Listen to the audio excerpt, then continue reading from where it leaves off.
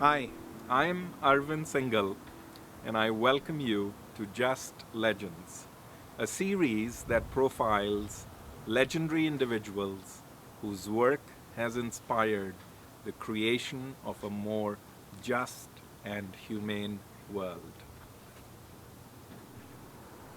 Today, we profile the work of Stanford University professor of psychology, Al Bandura, who conducted the famous Bobodol experiments in the 1960s, giving us the gift of social learning and social cognitive theory. Al Bandura, probably the most famous, prominent, and influential psychologist alive, and had the most illustrious career at Stanford University. Our paths have crossed many times, and it's hard to find a mind as sharp as Al's. Here we have Al Bandura reflecting on the famous Bobodol experiment and also the legacy that it has had with respect to spawning and influencing the field of entertainment, education, and social change. Al Bandura in his own words. The segment you're about to see is taken from an early experiment on learning of aggressive styles of behavior through modeling. Children watched a filmed adult perform novel aggressive acts toward a inflated doll, and the physical aggression was accompanied by novel hostile remarks. We later measured how much of this modeled aggression the children had learned just by watching. The model pummeled the doll with a mallet, flung it in the air, kicked it repeatedly, threw it down, and beat it. It was once widely believed that seeing others vent aggression would drain the viewer's aggressive drive. As you can see, exposure to aggressive modeling is hardly cathartic. Exposure to aggressive modeling increased attraction to guns, even though it was never modeled. Guns had less appeal to children who had no exposure to the aggressive modeling. The room contained varied play materials, and children could choose to play aggressively or non-aggressively. The children devised new ways of hitting the doll. Now, the object of interest was the novel aggressive acts, not punching the doll. And children in the control group who had no exposure to the aggressive modeling never exhibited the novel forms of aggression.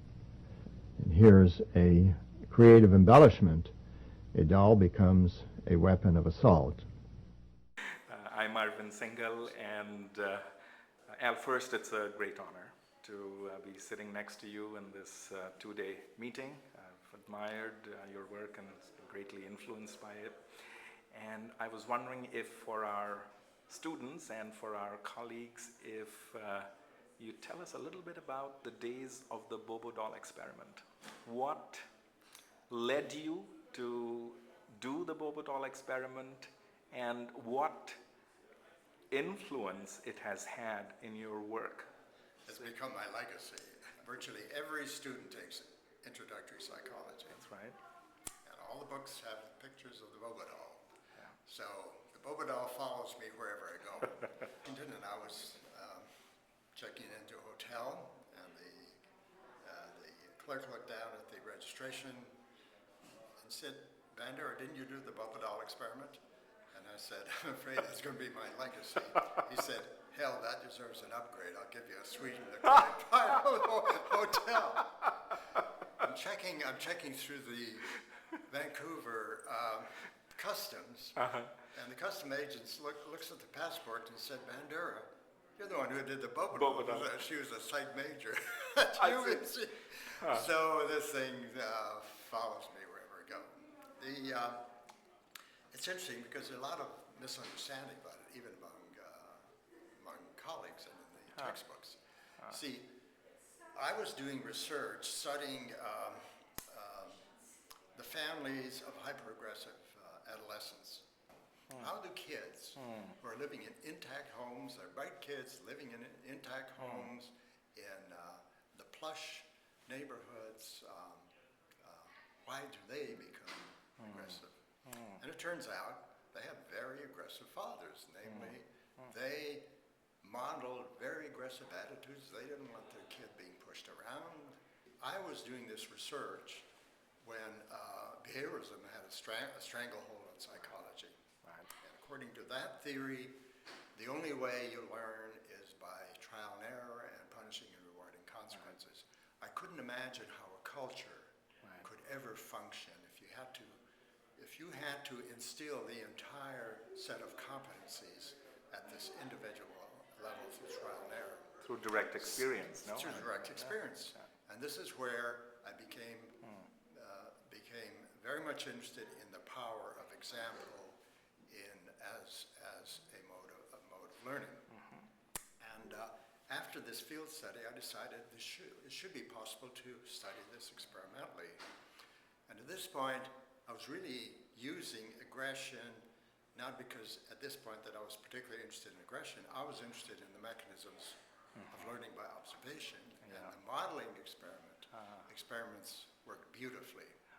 Now, so in a way, it's kind of interesting because my global applications, I often refer to them as Bobo Gone Global. That's right. Bobo Gone, where my colleagues who comment on the Bobo doll experiment don't understand the purpose of that experiment. You see, there are 4 media effects of exposure to violence. One, you learn aggressive styles of behavior. And it's a damn good tutor. Secondly, it can reduce restraints over aggression that you've learned from other sources, and that's the disinhibitory effect. And third, it can desensitize and habituate people to violence. And fourth, it can shape images of reality. Each of these methods needs a different methodology. So for learning effects, you see the critic would be, we didn't use a human target. For learning effects, you would never use a human target. It would be as nonsensical as requiring a test of whether bombardiers have learned how to bomb by having them bomb San Francisco or New York. You use similar targets. For disinhibitory effects, that's where you want to see whether they're now going to be acting on what they've learned to use.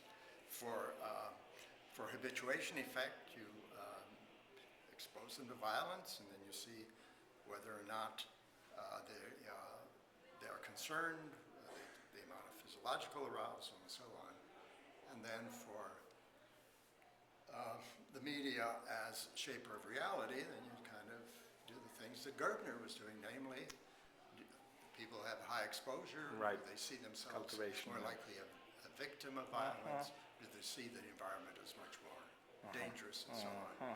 So when I read these textbooks saying, well, the criticism of the Bobodal experiment is, they didn't use human targets. Of course, it would be nonsensical to study learning by setting up a target where people won't want to show you what they learned.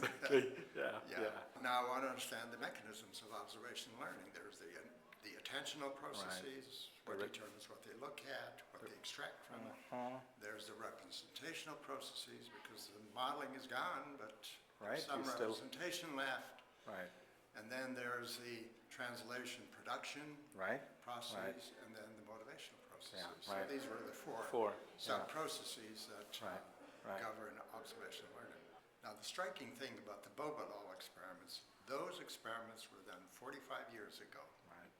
One Saturday, I get a call from Mexico City in which she says, I'm Miguel Speedo. I read your Bobodal experiments. I extracted about 6 principles from your research, and I decided that I could use this knowledge to create serial dramas to produce social change. could I come down and show you my videotapes? My first reaction is, well, this is going to be one of these, I'm going to use the media for a quick fix, and there are no quick fixes in changing human behavior. So Miguel shows up with his videos. These are really powerful, and I'm looking at this, and I said, good God, this is the Michelangelo of translation, because I was arguing that if you want to produce society-wide changes, you need three models. You need a damn good theory that will give you the guidelines for how to structure change programs. Secondly, you need a creative person who can translate theory into engrossing dramas.